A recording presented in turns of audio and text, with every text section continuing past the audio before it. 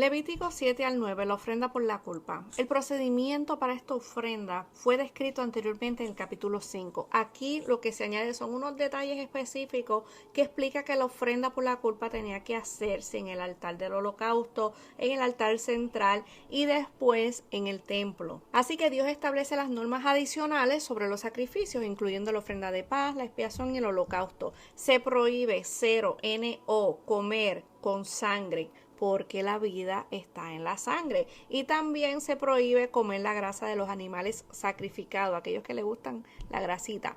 También se menciona cómo los sacerdotes deben de recibir su parte de las ofrendas. Esto era una ofrenda requerida, esto no era voluntario, esto era requerido para pagar por el pecado contra Dios y contra otros. Y si hacían sacrificios a Dios, se compensaba o se pagaba a la persona que había sido afectada. Yo creo que esto es obvio. En el capítulo 5 habla del sacrificio por la culpa, que esto debe comenzar con nuestra confesión de pecado.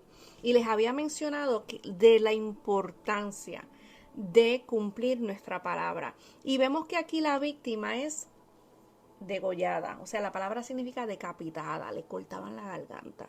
Ese es el castigo del pecado. Levítico 8 habla de la consagración. Moisés lleva a cabo la ceremonia de la consagración de Aarón y sus hijos como sacerdotes, siguiendo las instrucciones que Dios le dio. Él los viste con las vestiduras sagradas, los unge con el aceite, ofrece sacrificio para la purificación. Así que Aarón y sus hijos deben permanecer en la entrada del tabernáculo durante 7 días. ¿Y por qué Aarón y sus hijos debían de ser purificados y separados? Porque los hombres de la tribu de Leví ya estaban dedicados al servicio de Dios. Pero solo los descendientes de Aarón podían ser sacerdotes. Solo ellos podían hacer los sacrificios. Así que ellos tenían que purificarse. Ellos tenían que dedicarse. Ellos mismos antes de hacer esto con el pueblo.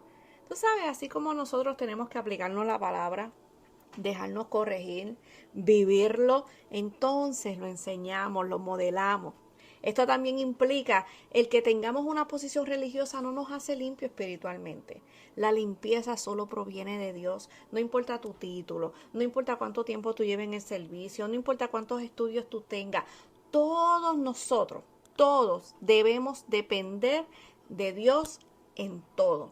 Se menciona el Urim y el Tumim, y yo sé que esto a algunas personas como que le llama la atención, pero estos fueron unas piedras que utilizó el Señor para traer respuesta, claridad en algunos asuntos en específico, y era a través del sacerdote. Esto tuvo un propósito específico para este tiempo. En este tiempo nosotros no utilizamos este tipo de cosas, nosotros tenemos al Espíritu Santo de Dios.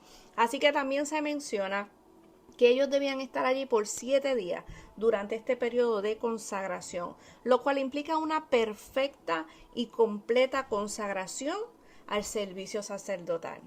En Levítico 9 empiezan ya los primeros sacrificios de Aarón. Ya el 8º día ya él fue separado, purificado, limpiado, ungido, todo. Ahora vamos a trabajar. Así que en el 8º día comienza su función ofreciendo sacrificio por él y por el pueblo. Y Dios muestra su aprobación enviando fuego del cielo para consumir esta ofrenda del altar.